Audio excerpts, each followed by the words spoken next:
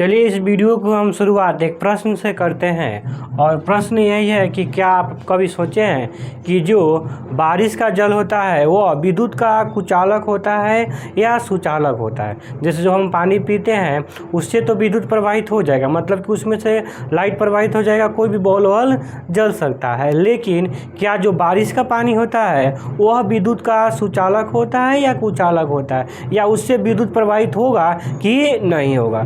तो आज की इस वीडियो में हम इसी को समझेंगे और इसके अलावा हम ये भी समझेंगे कि आयनिक यौगिक क्या होते हैं। जो क्लास 10 का सबसे महत्वपूर्ण एक परिभाषा होता है कि आयनिक यौगिक क्या होता है। जब तक आप आयनिक यौगिक नहीं समझिएगा तब तक कार्बन आपको समझ में नहीं आएगा, जो कार्बन चैप्टर आपको क्लास 10 में मिलता है। तो चलिए इस वीडियो को शुरू करते हैं और समझते हैं कि बारिश का पानी विद्युत का सुचालक होता है या कुचालक होता है। तो इस प्रश्न को हम आपको बताएंगे नहीं, करके ही दिखा रहे हैं कि हमारे पास दो तरह का पानी है। एक तो हमने बारिश का पानी इकट्ठा किया है और दूसरे का जो हम पानी पीते हैं वह पानी है। तो देखिए जब हम तार को बारिश वाला पानी में डालते हैं तो देखिए बॉल नहीं जल रहा है, तो यह बारिश का पानी है। देखिए जब जैसे हमने इसको कल वाला पानी में डाल रहे हैं, जो हम पानी पीते हैं और उसमें डाल रहे हैं, तो ये क्या है, बल्ब जल गया। मतलब कि इस वाला पानी से विद्युत प्रवाहित हो रहा है और इस वाला पानी से विद्युत प्रवाहित नहीं हो रहा है। तो सबसे पहले हमको ये जानना जरूरी है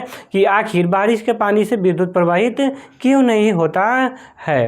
तो जो बारिश का पानी होता है वह विद्युत का क्या होता है, कुचालक होता है। कुचालक इसलिए होता है क्योंकि जो बारिश का पानी होता है वह उदासीन होता है और इसमें आयनिक यौगिक की अनुपस्थिति होती है, मतलब कि आयनिक यौगिक नहीं पाया जाता है।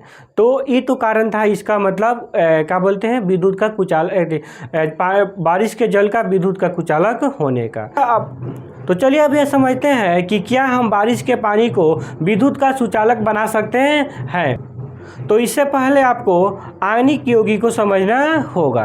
तो देखिए आयनिक यौगिक क्या होते हैं, तो धातु से अधातु में, ठीक है, इलेक्ट्रॉन के स्थानांतरण से बने यौगिक को हम क्या कहते हैं, तो आयनिक यौगिक कहते हैं। इस जो नमक होता है वह आयनिक यौगिक होता है क्योंकि नमक NaCl होता है, सोडियम क्लोराइड होता है। तो जिसमें सोडियम क्या होता है, एक धातु होता है, और क्लोरीन क्या होता है, अधातु होता है। जिससे मिलता है तो सोडियम क्लोराइड बनता है। तो यह एक प्रकार के आयनिक यौगिक है। तो इसी के सहायता से हम बारिश के पानी को क्या बनाएंगे, विद्युत का कुचालक बनाएंगे। तो चलिए सबसे पहले हम इसको समझते हैं। तो देखिए जो हमारे पास, तो देखिए जो हमने नमक का किया है, नमक और शुद्ध, देखिए एक आयनिक यौगिक, और सबसे पहले हम आयनिक यौगिक समझ रहे हैं तो आयनिक यौगिक का गुण भी समझ ले। तो आयनिक यौगिक का गुण क्या होता है कि आयनिक यौगिक जो होते हैं जब तक वो ठोस रूप में रहेंगे तो उससे विद्युत प्रवाहित नहीं होगा, मतलब उससे भी विद्युत प्रवाहित नहीं होगा, वो भी विद्युत का क्या हो गए, कुचालक हो गए। तो आप देख लीजिए जैसे हमने नमक में से सटा रहे हैं,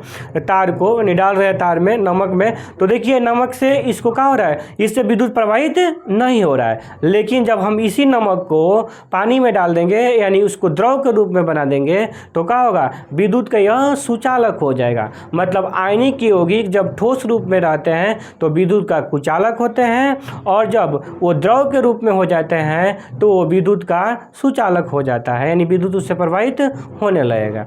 तो यही अब हम समझते हैं। देखिए अब क्या करेंगे हम, जो बारिश का पानी उदासीन था, उस जिसमें आयन की अनुपस्थिति था, उसको हम सोडियम क्लोराइड के मदद से, मतलब नमक के मदद से आयनिक यौगिक बनाएंगे।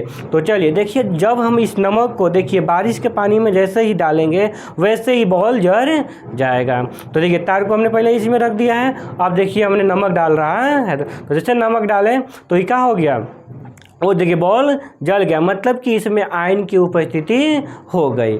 और जैसे आयन की उपस्थिति हुई विद्युत का होगा, इससे प्रवाहित होने लगा। तो हम उम्मीद करते हैं कि आप आयनिक यौगिक तथा बारिश का जल विद्युत का कुचालक कैसे होता है आप समझ चुके होंगे।